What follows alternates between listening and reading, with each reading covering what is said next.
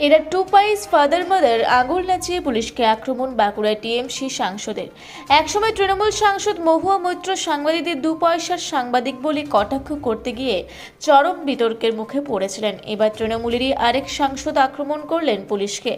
নাম না করে পুলিশ আধিকারিককে টু পাইস ফাদার মাদার বলে আক্রমণ বাঁকুড়া তৃণমূল সাংসদ অরূপ চক্রবর্তী। শুধু তাই নয়, এই ধরনের পুলিশ আধিকারিকরা তৃণমূল বা সরকারের বন্ধু নয় বলেও দাবি করে তাদের উপর কড়া নজর রাখার জন্য দলীয় কর্মীদের নির্দেশও দিলেন সাংসদ। প্রকাশ্য সভামঞ্চ থেকে সাংসদ এভাবে পুলিশকে আক্রমণ করায় সমালোচনার সরব হয়েছে বিভিন্ন মহল। বুধবার বাঁকুড়ার তালডাংরা ব্লকের বিবর্দা গ্রামে দলের একটি কর্মসূচিতে অংশ নিয়েছিলেন বাঁকুড়া তৃণমূল সাংসদ অরূপ চক্রবর্তী। সেই কর্মসূচিতে বক্তব্য রাখতে উঠে তার আক্রমণের নিশানায় উঠে আসেন পুলিশ আধিকারিকদের একাংশ।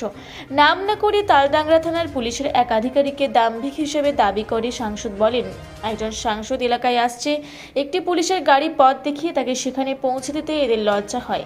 এরা তৃণমূলেরও সরকারের বন্ধু নয়, তাই এদের উপর নজর রাখবেন, এদের সঙ্গে বেশি বন্ধুত্ব করবেন না। এরপরই সাংসদ অরূপ চক্রবর্তী সরাসরি ওই পুলিশ আধিকারিককে নিশানা করে বলেন, এরা টু পাইস ফাদার মাদার। এরা রোজগার করার জন্য তৃণমূলের আশ্রয় নেই, এরা দেশ সেবা করার জন্য আসেনি, তাই এদের উপর নির্ভর করা চলবে না। সাংসদ তার বক্তব্যের মাধ্যমে তালডাংরা থানার কোনো আধিকারিককে নিশানা করলেন তা স্পষ্ট না করলেও পরে তিনি বলেন, এই এলাকার জঙ্গলমহল, এটা তালডাংরা থানার আধিকারিকের মনে রাখা উচিত, কিন্তু তার ন্যূনতম সৌজন্যতাটুকুও নেই। বিষয়টি পুলিশের ঊর্ধ্বতন আধিকারিকদের জানানো হবে।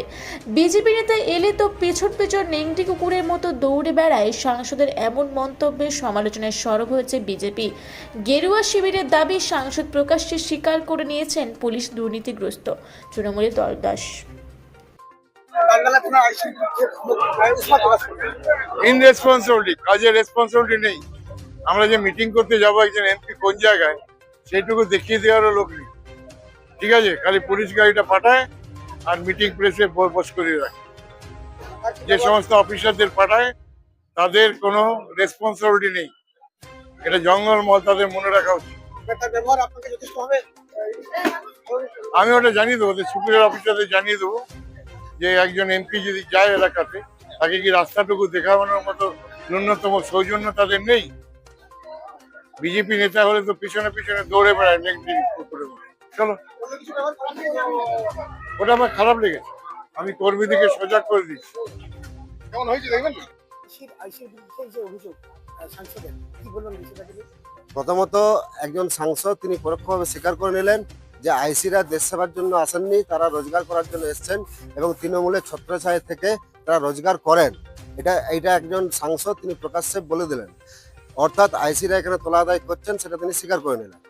এক নম্বর। দ্বিতীয় নম্বর হচ্ছেন যে আইসি তোলা আদায় করছেন তিনি জানেন এবং তার ক্ষোভ হচ্ছে তিনি তার তোলা আদায়ের ভাগ হয়তো তিনি পাচ্ছেন না, তাই তিনি তার সেই আইসির বিরুদ্ধে ক্ষোভ প্রকাশ করছেন। দ্বিতীয়ত হচ্ছে যে আইসিরা দেশ সেবার জন্য আসেননি, তার রোজগার করার জন্য এসছেন আর তৃণমূলের ছত্রছায়ায় থাকছেন। তার মানে কি বলতে চাইছে, যে তৃণমূল দলের ছত্রছায়ায় থাকা মানে তৃণমূল করেন তারা আইসিরা। তারা সাধারণ পাবলিকের সুবিধার্থে কাজ করবেন না, তারা শুধু দলের কাজ করবেন। এটাই কি তিনি চাইছেন যে আইসিরা তৃণমূলের কথা মতো কাজ করুক?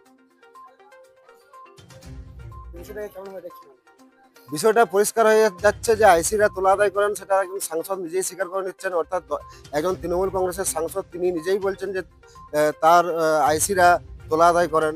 তার মানে বিরোধীরা যেটা এতদিন ধরে বলে আসছিল যে আইসি বিডিও এরা তোলা আদায় করছেন এলাকার বিভিন্ন জায়গার থেকে, বালির থেকে এবং বিভিন্ন জায়গার থেকে, আজকে সরকার পক্ষের একজন সাংসদ তিনি নিজেই সেটা স্বীকার করে নিলেন।